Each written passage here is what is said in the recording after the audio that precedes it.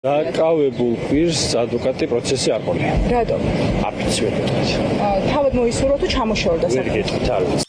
27 წლის ახალგორელი თამაზ გოლოევი მოსამართლემ დღეს წინასწარ პატიმრობაში გაუშვა. ოკუპირებულ რეგიონში მცხოვრებ ახალგაზრდა სუსი რუსეთის სასარგებლოდ ჯაშუშობას ედავება. პროცესზე გოლოევმა თქვა, რომ უდანაშაულოა. 15 წუთიან დახურულ პროცესს არ დაასწრეს არც ახლობლები, რომლებიც სასამართლოში მივიდნენ. წონეთ მიცეულებთან დაკავშირებით ვერანაირ ინფორმაციას. თავად თუ დაარღვია დუმილი ისაუბრა დაკავებულ. ვერ გეტყვით აღნიშნულთან დაკავშირებით ვერაფერს. პოზიცია გქონდა, მაგრამ შინაარს ვერ გეტყვით. აღიარებს ბრალს? ვერ გეტყვით. ირას შეხება თქვენდასაც ოპერაციას არ კომუნიკაცია მასთან არ ქონია, შესაბამისად ვერაფერს ვერ მოგახსოვს. კომუნიკაცია არ ქონია. ისინი ახალგორიდან არიან, დევნილები თქვენდასაც ვერ მოგაწვით ვერანაირ ინფორმაციას. გაუთქველობაზე გაუთხრელი მოწერილი? დიახ. ბოლო დროის ერთ-ერთ ხმაურიან საქმეს თუსმა გრიფი საიდუმლო დაადო. პროკურორს და ადვოკატებს საქმეზე საუბარი აუკრძალა. დარბაზ სასამართლოში, სადაც დღეს პროცესი მიმდინარეობდა, მუყაოს ქაღალდები ააფარეს. სუსი და პროკურატურა ამტკიცებენ, რომ 27 წლის ახალგორელი ახალგაზრდა რუსულ სპეცსამსახურებთან პირდაპირ კავშირზე იყო. თავდაცვის უსაფრთხოების და სამართალდამცავი უწყების დისლოკაციის შესახებ ინფორმაციას აწვდიდა. უღებდა და აგზავნიდა სტრატეგიული ობიექტების ფოტოებს. მე არ ვიცი ბევრი არაფერი, მეც ესე გარკვეული დავჭი რომ გავიგე, არ ვიცი მეც ტელევიზიით გავიგე და არც მჯერავს. 27 წლის თამაზ გოლოევი ციხეში გაუშვეს. ეძებენ კიდევ ორ პირს, ვინც სუსის მტკიცებით რუსეთის აგენტი იყო. გოლოევის ოჯახი შოკშია. დედამ შვილის დაკავების შესახებ ტელევიზიით შეიტყო. რაც ტელევიზიით გამოაცხადე, ესეც მეც არაფერი არ ვიცი, ჯაშუშობას აბრალები რა ვიცი. ოსტეს რო გამოსა და მე თბილისს რო უახლოვდებოდა. 27 წლის თამაზ გოლოევის იდენტიფიცირება რადიო თავისუფლებამ შეძლო. ვრცელი სტატია დამოუკიდებელმა მედიამ ღამით გამოაქვეყნა. ირკვევა, რომ თამაზ გოლოევი ახალგორიდან თბილისში სავაჭროდ ჩამოდიოდა. ყიდულობდა წვრილმანს, რომელსაც შემდეგ ოკუპირებულ რეგიონში ყიდდა. ის ცხინვალში პედაგოგიურ ინსტიტუტში სწავლობს და თბილისშიც იმ დროს გადმოდიოდა, როდესაც საოკუპაციო რეჟიმი ახალგორის საგუშაგოს ხსნიდა. სწავლობდა, მაგრამ ესე რო გზა გაიხსნებოდა თითქოს ხო გუღებენ და გზას და მაშინ გადმოდიოდა ხოლმე ხან ვირას აბარებდა, ხან ვირას არ ვიცი, ხან სახლისთვის რამე მოქონდა, ეხლა ბოლო კურსზე ხო ამთავრებს.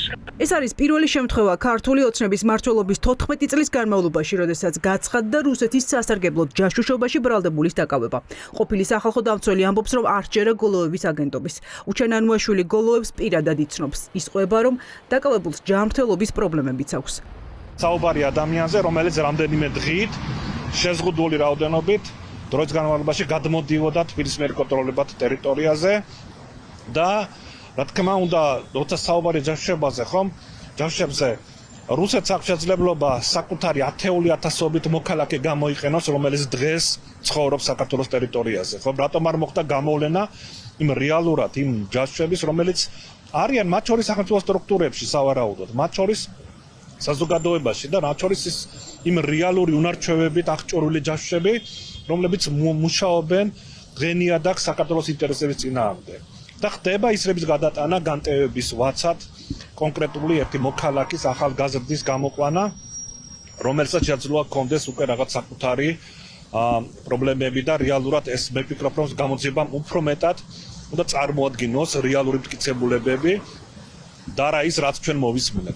ჩვენ გარკვეული წრეები სამხალხო საზოგადოებაში თამას ვიცნობდით, ის ჩამოდიოდა ხოლმე თბილისში და ალბათ ერთადერთი ახალგორელი ოსი იყო, რომელიც რაღაც კავშირების შენარჩუნებას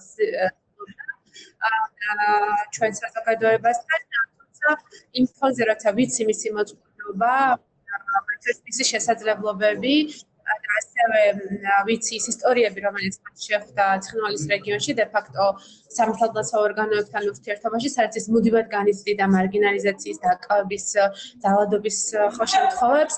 ძალიან რთულია დავიჯერო, რომ ის იყო ფიგურა, რომელსაც რომელიმე უცხო ქვეყნის ძალები სერიოზულ დავალებას მისცემდნენ. ის რომ სავარაუდო ინტერესი შეიძლება იყოს გარკვეულწილად პოლიტიკური ინსტრუმენტალიზება და მოწყვლადი ადამიანის ხო რათა გამოყენება ამ პროცესში ასეთი ეჭვები ჩდება. ამ დრომდე ბუნდოვანი რჩება ინფორმაცია ჯაშუშობის საქმეზე ბრალდებული ორი გაქცეული პირის შესახებ. გამოძიება ამტკიცებს, რომ მათ წინააღმდეგ საერთაშორისო ძებნას გამოაცხადებს.